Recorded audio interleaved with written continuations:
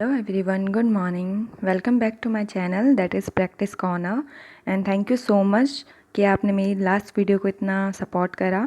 तो आज हम उसी सीरीज़ को कंटिन्यू करते हैं और सीडीपी के कुछ और इम्पोर्टेंट क्वेश्चंस को डिस्कस करेंगे। लास्ट टाइम हमने मिक्सअप क्वेश्चंस करे थे, इस बार हम लोग पियाजे की थ्योरी के क्वेश्चंस करने वाले हैं रिविजन में। ठीक है, तो let's start. Before that it is my introduction. Last video में भी दिया था, आपको पता ही है नया चैनल है तो अभी वापस से दे देती हूँ। Myself Himani Oli and I have done MCom and BCom honors from Delhi University and right now I'm waiting for my second year examination, final examination, जो कि लॉकडाउन की वजह से डिले हो गए हैं। और सर्टिफिकेशन की बात करें तो I have qualified CTET with 88 percentile and वो भी मैंने अपने फर्स्ट अटैम्प्ट में ही क्लियर करा है। उसके अलावा मैंने अदर टेट एग्ज़ाम्स भी क्लियर करा है, UP TET, junior primary both, U TET. और इसके अलावा एक्सपीरियंस की बात करेंगे तो I have 1 year teaching experience in NGO और currently I'm also working in the school since 2018। Basic motive इस चैनल को क्रिएट करने का है कि हम लोग सिर्फ प्रैक्टिस पर फोकस करें। इसके अलावा कॉन्सेप्ट तो आपको और भी यूट्यूब चैनल्स पर मिल जाएंगे, लेकिन यहाँ पे सिर्फ और सिर्फ फास्ट कम पीरियड में क्वेश्चंस को प्रैक्टिस करने की कोशिश करेंगे। ठीक है, ये मेरी मार्कशीट है, ये इसलिए लगाई गई है कि बस आपको ये रहे कि हाँ मैंने इतना स्कोर करा था सिर्फ और सिर्फ इन क्वेश्चंस को रिवाइज़ करके बार बार। ठीक है, तो सीडीपी में मेरे 30 हैं, उसके अलावा ईवीएस में भी 28 हैं। तो मेरा पेडागोजी सेक्शन थोड़ा सा ठीक है क्योंकि मैंने अपने रिवीजन पे ज़्यादा फोकस करा था, इन क्वेश्चंस को बार बार प्रैक्टिस में लेके आई थी। ठीक है, तो लेट्स स्टार्ट। फर्स्ट क्वेश्चन है, ability to reverse is the quality of which state of Piaget's cognitive development. And please do my channel subscribe, क्योंकि आप सब्सक्राइब करेंगे तो ही मेरे को थोड़ा मोटिवेशन मिलेगा और मैं आगे भी वीडियोस बना पाऊँगी। लाइक करें, शेयर करें अपने फ्रेंड्स के साथ ताकि वो भी बेनिफिट इसका ले पाएँ। तो स्टार्ट करते हैं एबिलिटी टू रिवर्स। आपको पता है पियाजे ने अपने कॉग्निटिव डेवलपमेंट, जो पियाजे थे वो स्विस साइकोलॉजिस्ट थे, उनको फादर ऑफ चाइल्ड साइकोलॉजी भी कहा जाता है। बहुत बार ये क्वेश्चन में आता है, who is said to be the father of child psychology. ठीक है, और इसके अलावा इन्होंने बच्चे का संज्ञानात्मक विकास को स्टडी करा था कि बच्चा कैसे, उसके माइंड की ग्रोथ होती है। ठीक है, तो इसमें आपको बताना है कौन सा ऐसा एरिया है जहाँ पर बच्चे का रिवर्स थिंकिंग आ जाती है। रिवर्स थिंकिंग का ये मतलब होता है कि हमने कोई काम कर दिया फिर हम उसको दोबारा से ठीक कर देते हैं ना। कई बार आपने 3 इडियट में देखा होगा, वो फ्रिज खोलता है और उसके बाद फिर फ्रिज का दरवाज़ा अलग होता है, फिर उसको जोड़ता नहीं है। बट अगर आप वो दरवाज़ा अलग करके जोड़ भी देंगे वापस तो उसको कहते हैं रिजर्व वाली एबिलिटी आना। ठीक है, तो कौन सी सेंसरी मोटर स्टेज आपको पता है 0 से 2 साल की होती है। इसमें तो नहीं आ पाएगी क्योंकि बच्चा बहुत छोटा होता है, वो सेंसेस के थ्रू एक्टिविटीज़ कर रहा होता है। प्री ऑपरेशनल स्टेज आपको पता है कितनी होती है, ये 2 से 7 साल की होती है। ठीक है, इसके अंदर भी फर्दर 2 स्टेजेस होती हैं, वो आपको पता होंगी। उसके बाद कॉन्क्रीट ऑपरेशनल स्टेज होती है, ये 7 to 11 होती है और फॉर्मल होती है आपकी 11 एंड अबव। ठीक है, तो आपको पता है कि रिवर्सेबल थिंकिंग जो होती है वो कॉन्क्रीट ऑपरेशनल स्टेज में आती है 7 से 11 वर्ष में, जब बच्चा स्कूल जाने स्टार्ट कर देता है, 2nd 3rd क्लास में आ जाता है, उसके बाद जाके उसको पता चलता है। फॉर एग्जांपल एक बॉल है, ठीक है, अब वो बॉल कई बार क्या होता है उसकी हवा निकल जाती है, तो अब जो बच्चा 5 साल का हो गया, 4 साल का होगा, उसको लगेगा कि वो बॉल तो फूट गई, अब ख़राब हो गई, अब नई बॉल नहीं आएगी। लेकिन जो 3rd या 4th क्लास में बच्चा पढ़ता होगा उसको पता होगा कि इस बॉल में हवा भरी जाती है और हवा भर के हम दोबारा इसको यूज़ करेंगे, तो वही होता है रिवर्सिबल थिंकिंग। ठीक है, आई होप आपको समझ में आ गया होगा। तो इसका आंसर है C option. Next, who is said to be the father of child psychology. इसका अभी अभी जस्ट मैंने आपको बताया था कि चाइल्ड साइकोलॉजी के फादर जो थे वो हमारे पियाजे थे और विलियम वुंड को हम फादर ऑफ साइकोलॉजी कहते हैं। ठीक है, इसको ओवरऑल साइकोलॉजी का फादर कहते हैं विलियम वुंड को, क्योंकि इन्होंने लिप्जिंग में अपनी एक लेबोरेटरी खोली थी सबसे पहले। ठीक है, तो इसका आंसर तो पियाजे है। अगर आपसे साइकोलॉजी का फादर पूछा जाए तो विलियम वुंड आएगा। ठीक है, तो आंसर हो जाएगा इसका B. Next, the period that initiate the transition to the adulthood. ठीक है, उस पीरियड को क्या कहते हैं जब हम अडल्टहुड में एंटर करते हैं। ठीक है, उससे जस्ट पहले के पीरियड को या फिर उस दौरान उसको क्या कहते हैं, adolescence, and childhood, middle childhood या फिर प्री ऑपरेशनल पीरियड। तो आपको पता है प्री ऑपरेशनल तो 2 to 7 ईयर्स की स्टेज होती है प्री ऑपरेशनल, तो ये तो होगी नहीं क्योंकि इसके बाद अडल्टहुड थोड़ा ना आता है। अडल्टहुड कब आता है, 19 के बाद, टीन एज के बाद ही तो अडल्टहुड आता है, और टीन एज क्या होती है, एडोलेसेंस। एडोलेसेंस जैसे हम क्रॉस करते हैं तो फिर हम अडल्टहुड में एंटर होते हैं। ठीक है, तो इसका आंसर क्या हो जाएगा, option A. Next, in the concept of language development which of the following area was underestimated by पियाजे। देखो पियाजे ने 4 मेन फैक्टर दिए थे जिनकी वजह से हमारा कॉग्निटिव डेवलपमेंट होता है, मतलब संज्ञानात्मक विकास होता है। अब वो 4 जो फैक्टर थे उसमें एक हमारा फैक्टर इंक्लूड नहीं था, वो कौन सा था इसमें से बताना है हमें कि लैंग्वेज डेवलपमेंट किससे प्रभावित नहीं होती है, ठीक है, पियाजे के अकॉर्डिंग। तो आंसर आपको पता होगा, इसका आंसर है बी, सोशल इंटरेक्शन। उन्होंने सोशल इंटरेक्शन को बिल्कुल भी इंपॉर्टेंस नहीं दी थी। उनका मानना था कि बच्चे के अंदर इनेट एबिलिटी होती है जो हेरिडिटी से हमें मिलती है और उसी के बेसिस पे हम लोग अपनी लैंग्वेज को डेवलप करते हैं, ठीक है। किसी के पेरेंट्स ज़्यादा बोलते होंगे तो बच्चा भी ज़्यादा बोलने वाला पैदा हो सकता है, ऐसा उनका मानना था। बच्चे ईगो सेंट्रिक स्पीच करते हैं, मतलब खुद से ही बातें करते हैं, ये उनका मानना था, जिससे उनकी लैंग्वेज डेवलप होती है। आपने देखा होगा छोटे छोटे बच्चे होते हैं, वो खेलते खेलते खुद से बातें कर रहे होते हैं, खुद को इंस्ट्रक्ट कर रहे होते हैं, तो वही होती है ईगो सेंट्रिक स्पीच। उसके बाद होती है active construction by the child. ये तो पता ही है आपको कि चाइल्ड अपने ज्ञान का निर्माण क्या करता है, खुद करता है, ठीक है। तो इसका जो आंसर है वो सोशल इंटरेक्शन है, कि सोशल इंटरेक्शन को वाइगॉत्स्की ने इंपॉर्टेंस दी थी लेकिन पियाजे ने नहीं दी थी, ठीक है। तो इसका आंसर क्या आ जाएगा, option B. Next, according to पियाजे children's thinking is differ from adult, ठीक है। अब इसमें आपको बताना है कि बच्चों की जो थिंकिंग होती है वो अडल्ट से किस वे में डिफरेंट होती है, क्वांटिटी के वे में डिफरेंट होती है या टाइप के वे में डिफरेंट होती है या साइज़ के वे में।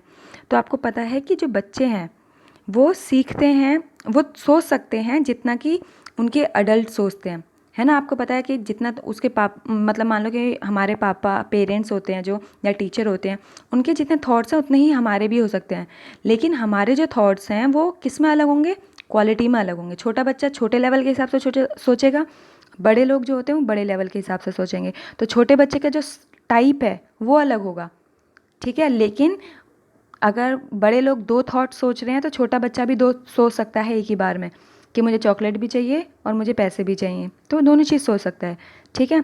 और बड़ों के बस क्वालिटी अलग हो जाती है। तो इसका आंसर क्या हो जाएगा, बी, कि अडल्ट बच्चे जो होते हैं वो टाइप में तो अलग सोचते हैं, टाइप मतलब क्वालिटी उनकी अलग होती है, लेकिन साइज़ सेम होता है। साइज़ मतलब अगर वो 3-4 थॉट सोच रहे हैं तो बच्चे भी 3-4 थॉट आराम से सोच सकते हैं, ठीक है। तो इसका आंसर क्या हो जाएगा, B. Next, in which stage is the physical development rapid. आपको बताना है फिज़िकल डेवलपमेंट कौन सी स्टेज में सबसे ज़्यादा होता है, ये सबसे तेज़ होता है, ठीक है। तो इसमें बहुत सारे लोग एडोलेसेंस का आंसर दे देते हैं, मतलब टीनेज, जो कि होती है हमारी 12 to 19, लेकिन ये गलत है।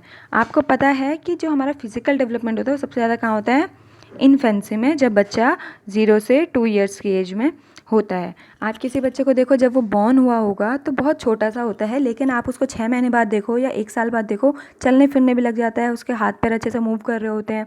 तो वो वाला डेवलपमेंट की यहाँ पे बात हो रही है कि फिजिकल डेवलपमेंट सबसे ज़्यादा कब होता है, तो वो कब होता है, इन्फेंसी में, जब बच्चा 0 से 2 साल का होता है, ठीक है। नेक्स्ट, पियाजे refers to the verbal dialogue that children have with themselves. अब यहाँ ये क्वेश्चन हमने अभी अभी डिस्कस भी करा था कि पियाजे ने उस चीज़ को क्या कहा है जब बच्चे खुद से बातें करते हैं, ठीक है, मतलब खुद को सेल्फ डायरेक्ट कर रहे होते हैं। तो आपको पता है कि उन्होंने क्या बोला था, ईगो सेंट्रिक, ठीक है। और प्राइवेट स्पीच किसने बोला था, ये बोला था हमारे वाइगॉत्स्की ने, ठीक है। वाइगॉत्स्की ने बोला था कि जब बच्चे खुद को इंस्ट्रक्ट करते हैं, खुद से बातें करते हैं, तो हम उसको प्राइवेट स्पीच बोलते हैं। लेकिन इसी सेम चीज़ को पियाजे ने बोला था, हम उसको ईगो सेंट्रिक बोलते हैं, कि बच्चा खुद को गाइड कर रहा है, ठीक है। तो पियाजे के बारे में पूछेगा तो आपको ईगो सेंट्रिक लगाना है, वाइगॉत्स्की ने क्या बोला था पूछेगा तो प्राइवेट स्पीच लगाना है, ठीक है। आंसर है B. Next, reasoning of a child is not logical and is based on intuition rather than on systematic logic. According to Piaget, this stage is known as, ठीक है। अब इसमें आपको बताना है जो रीजनिंग होती है किसी बच्चे की वो लॉजिकल नहीं होती है, ऐसा कौन सी स्टेज में होता है। आपको पता है हम सब बड़े हो गए हैं, है ना, हम सब लोग लॉजिकली सोचते हैं चीज़ों को, तो आपको बताना है कौन सी स्टेज है जहाँ हम लॉजिकल नहीं होते हैं, इलॉजिकली चीज़ें करते हैं। सेंसरी मोटर में तो 0 से 2 ईयर्स, प्री ऑपरेशनल 2 से 7, कॉन्क्रीट ऑपरेशनल 7 to 11, और ये 11 एंड अबव, ये होती है स्टेज बेसिकली, है ना। तो अब आपको देखना है लॉजिक कहाँ पर नहीं होता। देखो जब 0 से 2 साल होता है ना, तो यहाँ बच्चे के पास कुछ भी नहीं होता, लॉजिक तो छोड़ो, मतलब वो सेंसेस के थ्रू चीज़ों को सीख रहा होता है ना, इसलिए इस स्टेज का नाम सेंसरी मोटर, मतलब अपने हाथ पैरों के थ्रू, आइज़ मूव करके इस तरीके से सीख रहा होता है। बट जो प्री ऑपरेशनल स्टेज होती है, यहाँ बच्चा दौड़ रहा होता है, अपने सारी एक्टिविटीज़ को कर रहा होता है, बट यहाँ पर जो उसका लॉजिक होता है वो 0 होता है। अब 4 साल के बच्चे को या 3 साल के बच्चे को टॉय दोगे तो वो उसको क्या सोचेगा कि इसमें भी ये भी लिविंग थिंग है। अगर उसके टॉय को मारोगे तो वो भी क्या करेगा, रोने लग जाएगा कि मेरे टॉय को मारा। वो क्यों होता है, क्योंकि वो इलॉजिकल थॉट्स होते हैं उनके अंदर, लॉजिक डेवलप नहीं हुआ होता है, ठीक है। और लॉजिक कब डेवलप होना स्टार्ट होता है, इस वाली स्टेज में, कॉन्क्रीट ऑपरेशनल, 7 से 11 साल, जब बच्चा स्कूल जाना स्टार्ट कर देता है, फर्स्ट सेकंड क्लास में आ जाता है, तो उसको लॉजिक डेवलप होने स्टार्ट हो जाता है, ठीक है। और एब्स्ट्रैक्ट चीज़ों के लिए कब आता है लॉजिक, वो आता है फॉर्मल ऑपरेशनल। ये तीनों क्वेश्चन आ सकते हैं कि बच्चे का लॉजिकल डेवलपमेंट कब होता है, तो वो होता है कॉन्क्रीट वाले में। बच्चे का एब्स्ट्रैक्ट चीज़ों के लिए, मतलब जो चीज़ें हम नहीं देख सकते, जैसे कि हमारी अर्थ रिवॉल्व करती है अराउंड द सन, है ना, तो वो कब होता है, उसके बारे में बच्चा कब सोचने लगेगा, वो 7 से 11 साल के बीच में नहीं सोचेगा, फॉर्मल ऑपरेशनल स्टेज में सोचेगा, ठीक है। यहाँ पे जाके उसको उन चीज़ों के लिए भी थॉट्स आएंगे या लॉजिक आएगा जो चीज़ें वो नहीं देख सकता, ठीक है। तो फिलहाल इस क्वेश्चन का जो आंसर है वो आएगा B. Next, when the development of a child begin, development कब स्टार्ट होता है किसी बच्चे का, इन्फेंसी में, चाइल्डहुड में, एडोलेसेंस में या प्री नेटल स्टेज में। तो आपको पता है कि बच्चे का डेवलपमेंट कहाँ से स्टार्ट होता है, कई लोग इन्फेंसी बोलेंगे, जो कि आंसर बिल्कुल गलत है। आपका आंसर सही है प्री नेटल स्टेज।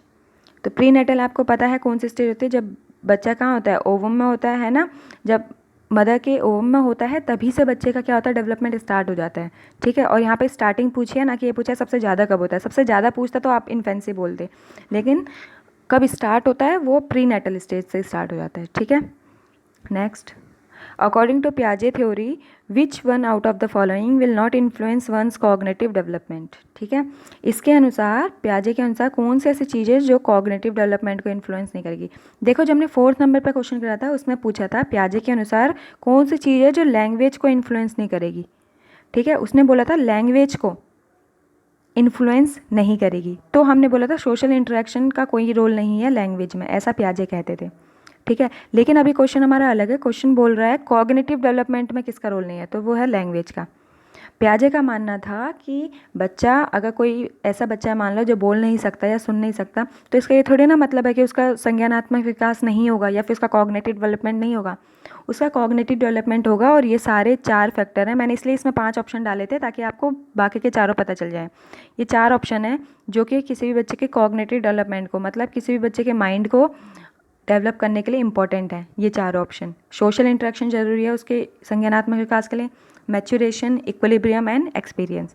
यहाँ पे मुझे इक्विलिब्रियम डिफाइन करने की ज़रूरत नहीं है, आपको पता ही है कि जब बच्चा जब कोई नई चीज़ सीखता है, उसके बाद जब वो उसको अपने माइंड में एडजस्ट कर लेता है और अकोमोडेट कर लेता है, और उसके बाद जब वो उस चीज़ को सीख जाता है कम्प्लीटली, तो उसको हम कहते हैं इक्विलिब्रियम, ठीक है। तो इसका आंसर क्या आ जाएगा, लैंग्वेज, कि लैंग्वेज को उन्होंने इंपॉर्टेंस बिल्कुल भी नहीं दी थी बच्चे के संज्ञानात्मक विकास के लिए, ठीक है। तो ये आपके 10 क्वेश्चंस हो गए हैं। थैंक यू सो मच, आपने देखी पूरी वीडियो। अब आपको अपने कमेंट्स करने हैं जिसमें आपको अपने मार्क्स बताने हैं, ठीक है। Please do like, share and subscribe my channel. Thank you so much.